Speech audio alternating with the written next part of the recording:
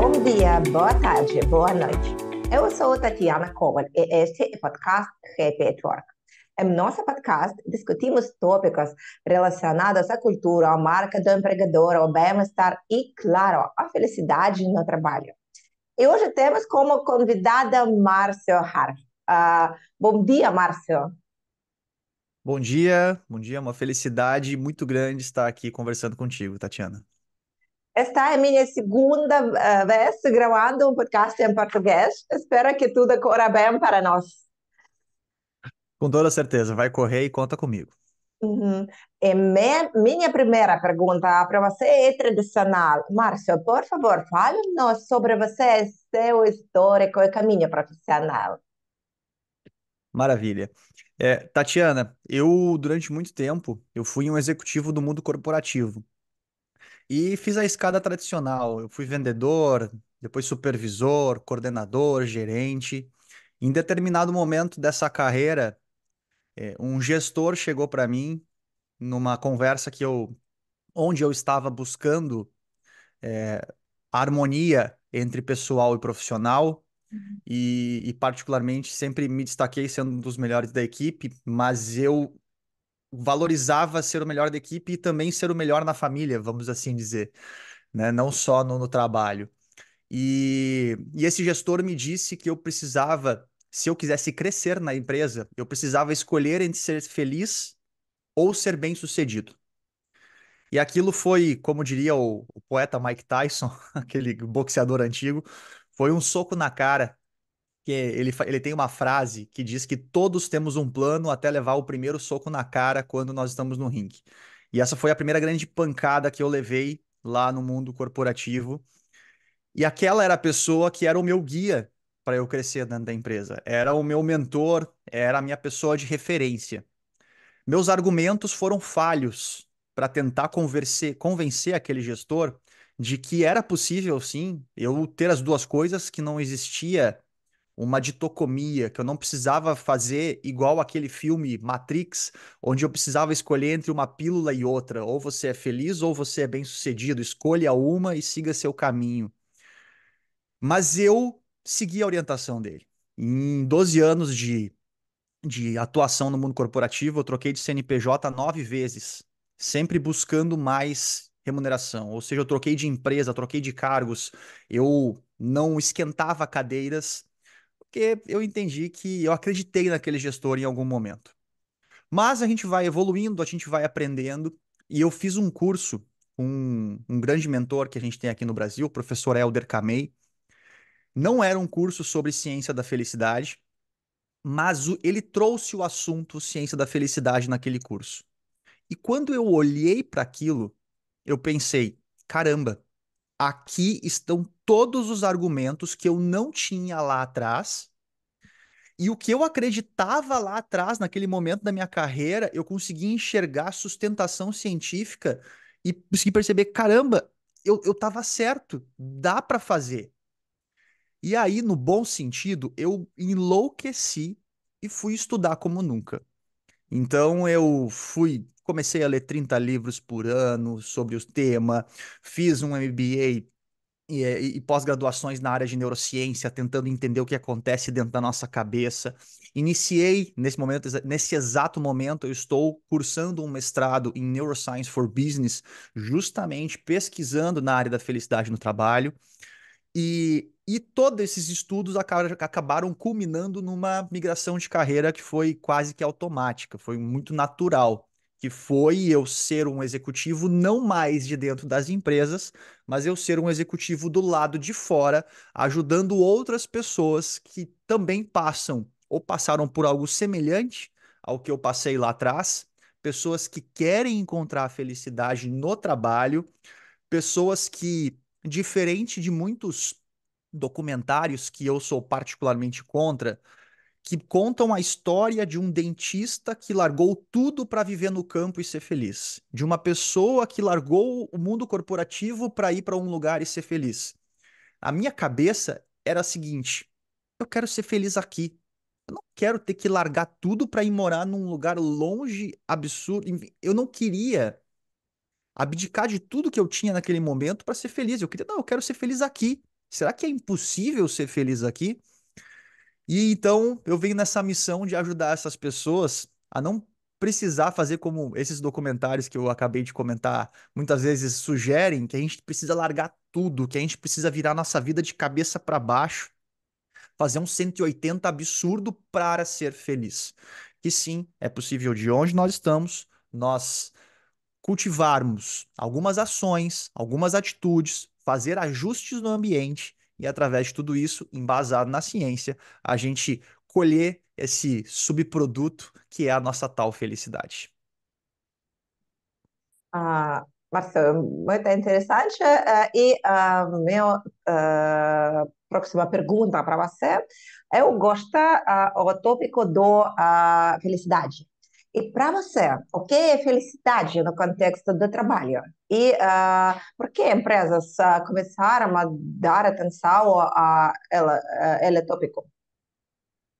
Maravilha. Bom, para mim, felicidade é uma. Aí eu vou separar o construto científico da autopercepção do Márcio. Para mim, felicidade é colocar as minhas forças no mundo enquanto eu consigo aproveitar a jornada. Eu gosto muito de falar que a felicidade são quatro elementos. Felicidade é o caminho, felicidade é o jeito que eu caminho esse caminho, o jeito que eu trilho essa estrada, é com quem eu ando esse caminho e para onde eu vou. Então eu gosto desse quarteto para exemplificar o que é a felicidade de uma forma muito simples. E para mim a felicidade é isso. É o estar num lugar, trilhar, escolher uma estrada que obviamente vai ter pedras no caminho, mas saber trilhar, caminhar essa estrada de uma forma inteligente, não só prestando atenção no passado, mas também aprendendo pelos caminhos por onde eu andei, não só olhando para o futuro, mas também aproveitando as paisagens que estão ao meu redor naquele momento, daquele caminho, trilhando com sabedoria, ao lado de pessoas que realmente são relevantes na minha vida e também a direção, obviamente, que importa. Então, para mim, felicidade é isso. Dentro do construto de felicidade no trabalho, eu gosto de fazer uma adaptação muito simples também, que é pegar esse construto e basicamente colocar ele em cima de uma empresa. Eu preciso de um ambiente, uma estrada que as pessoas possam trilhar, que seja favorável. Obviamente, a gente não escolhe obstáculos que aparecem pelo caminho, mas a gente, dentro da nossa possibilidade, a gente pode pavimentar, a gente pode colher, plantar alguns canteiros com flores, a gente pode, enfim, tornar a paisagem, criar, plantar árvores para ter sombra no meio do caminho e ter momentos de pausa. Então, a gente pode, dentro dessa metáfora, criar ambientes que possam favorecer as pessoas que vão caminhar esse caminho. E, obviamente, cultivar as relações, e aí envolve muito de desenvolver habilidades para se relacionar com outras pessoas de forma saudável. E também, né, obviamente, enxergar que essa estrada leva a um lugar que é bacana, que é positivo, que faz sentido ir para lá.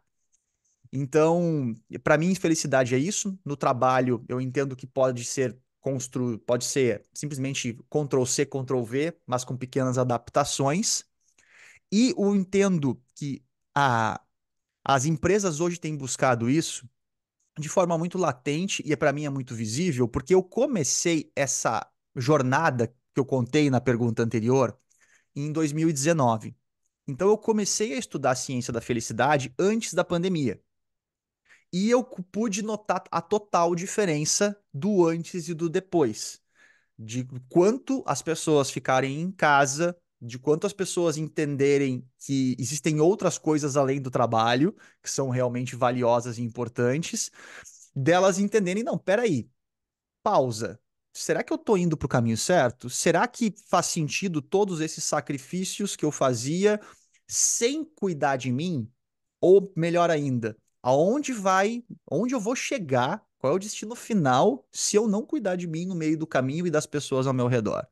E aí a gente tem as estatísticas de saúde mental ao redor do mundo que, enfim, nada otimistas e que a pandemia só mostrou que reforça que nós não estávamos indo para um bom caminho. Então, eu pude ver essa diferença do antes e do depois. E aí, respondendo a tua pergunta, dado esse contexto, eu vejo que as empresas perceberam que para reter talentos, as melhores profissionais, eles começam a se colocar numa condição de escolha. Eles começam a fugir da corrida dos ratos que eu fui colocado lá atrás na história que eu te contei antes. Porque eu trocava de emprego, naqueles 12 anos que eu te comentei, eu trocava de emprego sempre para ganhar mais dinheiro. E não olhava para a qualidade de vida. Eu simplesmente olhava para esse emprego me paga mais, então eu vou. Estão chamando o Márcio lá porque o Márcio resolve problemas e paga mais, eu vou. E eu vejo que muitas pessoas faziam isso. Depois da pandemia, as pessoas começam a revisitar. Não, peraí, quanto eu vou ganhar a mais? É tanto? Ah, mas a minha qualidade de vida lá vai ser pior. E aí a pessoa não vai. Então, obviamente, existem momentos e momentos da carreira, principalmente no início da jornada das pessoas, existe uma necessidade muito maior, principalmente dependendo da condição social das pessoas, de ganhar realmente mais dinheiro, até para muitas vezes trocar de ambiente, eu entendo isso, mas os talentos que normalmente se utiliza headhunters para fazer essa busca de profissionais, eles não estão mais indo simplesmente por remuneração, e sim por qualidade de vida que abarca essa tal felicidade. Que abarca eu chegar no final de um dia, no final de uma semana, no final de um ano e entender, pô, cara, esse foi um ano feliz, esse foi uma semana feliz, foi um dia bom. Independente, mesmo com desafios, porque mesmo uma vida feliz não é uma vida livre de desafios e livre de problemas, mas foi uma vida boa. E eu entendo que as empresas perceberam que se eu não cuidar das pessoas, eu vou perdê-las. Então, como diz uma professora no Brasil aqui muito citada, chamada Carla Furtado, felicidade no trabalho é uma questão de sustentabilidade, porque daqui a pouco, perdão, eu não vou ter pessoas para trabalhar se eu tiver um ambiente muito tóxico. Uhum.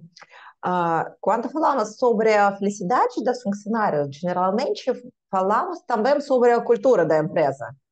Essa é a cultura da Perfeito. empresa, tem conexões com a felicidade. Como o fato de dar atenção ao tema da felicidade afeta a cultura das empresas? Pô, a cultura, na verdade, eu gosto muito de frases que tentam sintetizar conhecimento. Inclusive, esses post-its que você está vendo aqui atrás não são tarefas, tá, pessoal? Fiquem tranquilos, isso não é minha lista de tarefas. Na verdade, elas são frases que eu vou colecionando e compartilhando. E aí eu não tinha onde guardar, coloquei na parede e acabou virando uma marca registrada. E eu gosto de uma frase que tenta representar o que é cultura, que é mais ou menos o seguinte: cultura é o que acontece quando o gestor não está vendo. Então, a cultura, na verdade, ela é aquela coisa invisível, o gestor invisível que permeia as organizações e dita as regras quando não tem uma, um gestor diretamente em cima acompanhando aquela situação ou aquela demanda.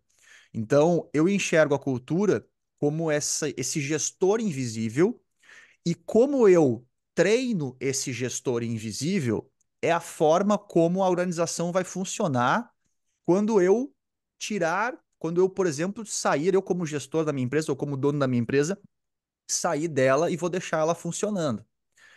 A cultura, basicamente, eu gosto de outra metáfora de dizer que ela é uma teia ou um tecido, uma malha de tecidos, onde todas as pessoas que estão ali, onde todas as relações que estão ali se entrelaçam, e eu não consigo rasgar, eu tenho dificuldade de desentrelaçar.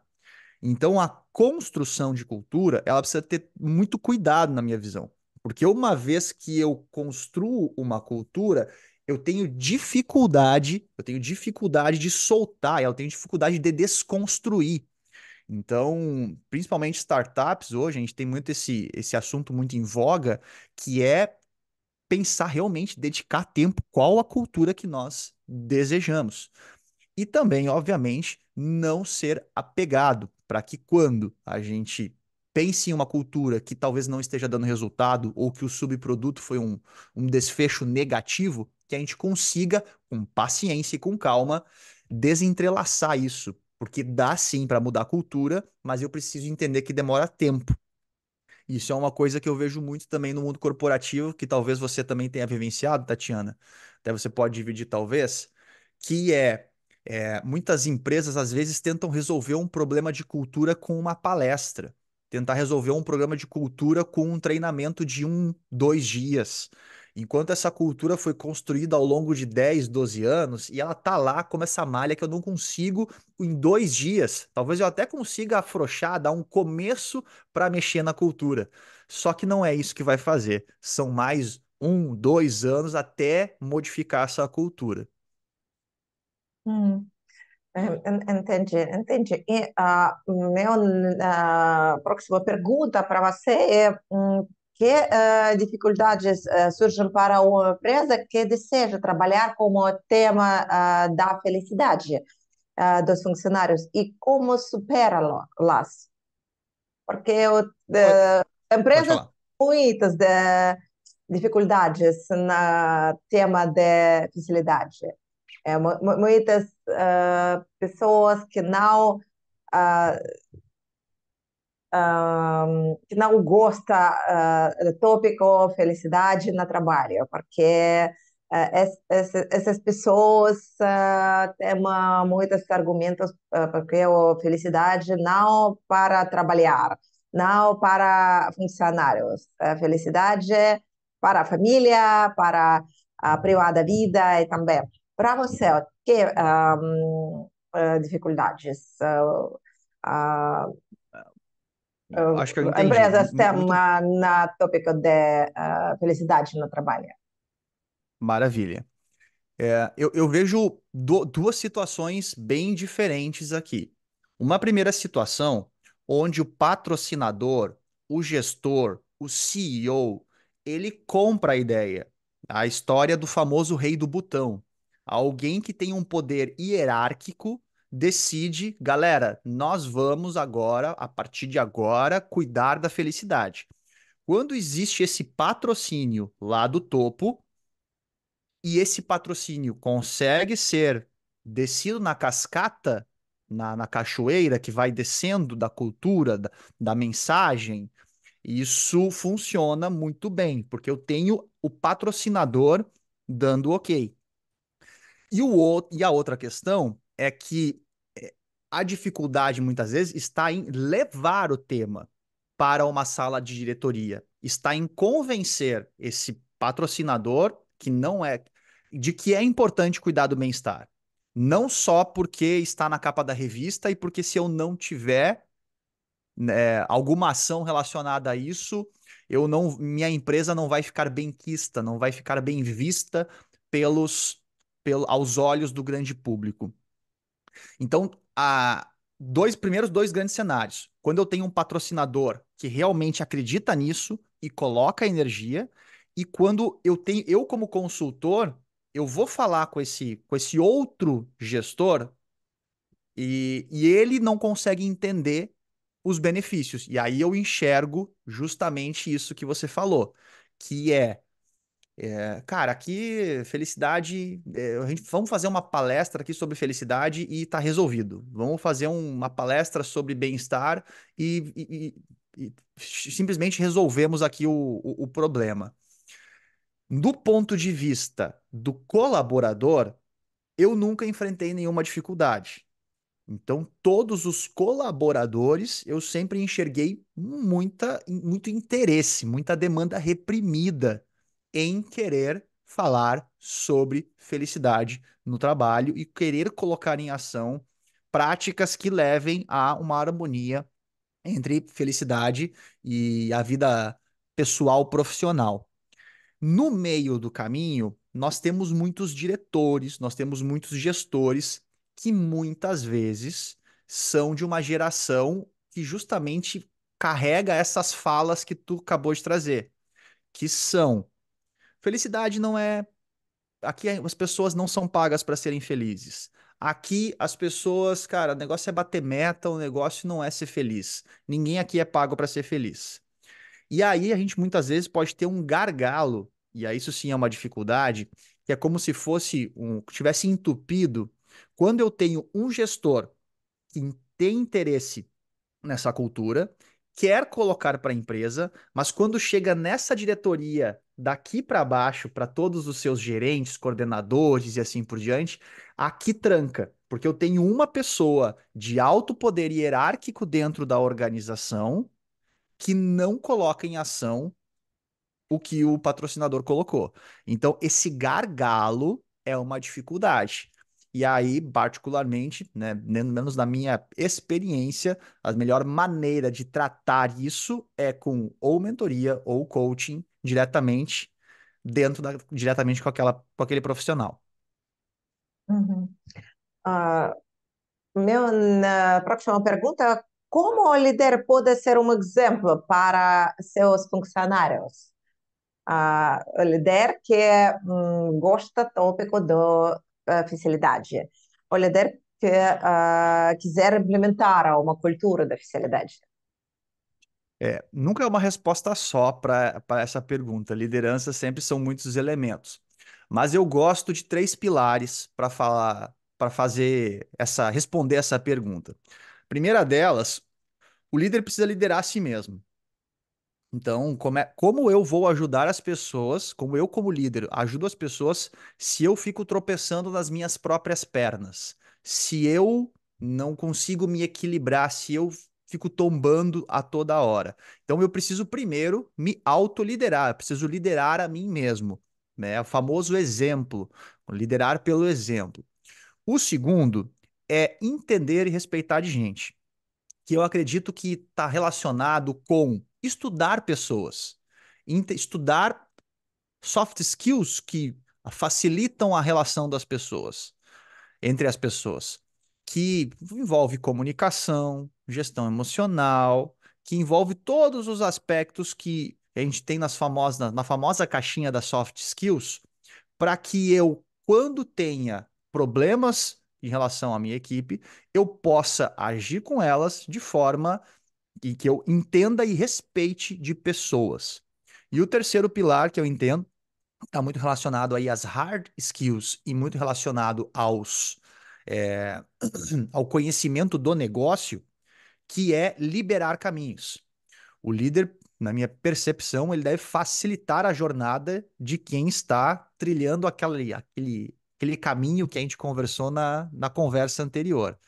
Então, eu entendo particularmente que esses três pilares, quando eu junto esses três elementos num diagrama de Venn com três círculos, eu lá no meio eu tenho um líder que cuida das pessoas e promove o ambiente que cuida do bem-estar. Respondendo um pouco mais profundamente a pergunta, eu gosto do termo que está se ganhando muito força hoje, que é a tal da liderança autêntica e a sua relação com as forças de caráter tão famosas dentro da ciência da felicidade, que é quando eu falo de entender de gente, num daquelas esferas desse diagrama que eu comentei com você, está entender de gente. E ali dentro, eu gosto muito de utilizar a ciência do caráter para entender a individualidade, a unicidade de cada ser humano e respeitar isso colocando em ação. Então, quando a gente fala de liderança, é difícil compilar, né, convergir tudo numa coisa só, numa resposta curta, mas eu acredito que a resposta aponta para essa direção. Liderar a mim mesmo, entender a individualidade de cada um, potencializar isso e, máxima de tudo, facilitar a vida dessa turma. E tudo isso, obviamente, concatenado com a famosa querido e Timothy Clark, que hoje, enfim, né, sem ela também a gente não realiza praticamente nada. Pergunta sobre empresas. O que empresas podem fazer para melhorar a funcionalidade de seus funcionários? Nós discutimos a funcional de líder para empresas. O que empresas podem fazer para melhorar a facilidade de seus funcionários? Espetacular. Mais uma vez, não tem uma única coisa para se responder nessa pergunta. É uma resposta multifatorial, poderiam ter muitos caminhos. Uhum. Para ser sucinto aqui na nossa conversa, eu entendo que dois grandes pilares podem ser respeitados aqui. Primeiro ponto, focar muito em desenvolvimento disruptivo para essas lideranças. E como eu comentei antes, às vezes eu tenho um CEO que quer colocar em ação a felicidade no trabalho. Só que no meio do caminho, ele tem um diretor que está há 20 anos, 30 anos na empresa e está com dificuldade de mudar a mentalidade. E ali eu tenho o que eu chamo de gargalo, um entupimento, né, na comunicação. E aí, dali para baixo, aquela diretoria daquela pessoa, ela não consegue vivenciar a mensagem que o CEO está dando. Então, o desenvolvimento contínuo nesses líderes, e aí eu uso a palavra disruptivo, treinamento disruptivo para esses líderes, está em justamente coisas que vão mexer e forçar essa mudança de mindset dessas pessoas que muitas vezes estão tentando colocar uma cultura de felicidade, uma cultura de valorização do ser humano, mas está batendo no gargalo. Então, o treinamento é um ponto. E o segundo é colocar realmente um programa de bem-estar na empresa. E aí, enfim, existem muitas maneiras, existem muitos consultores, muitas metodologias que estão à disposição. Eu particularmente gosto de iniciar sempre com um projeto de 6 meses, realmente bem tímido, medindo, utilizando escalas científicas no momento zero, criando um board interno dentro da empresa, depois treinando essas pessoas, fazendo dentro do português, a gente tem utilizado o termo letramento, que está relacionado a ensinar as pessoas a falarem sobre aquele idioma.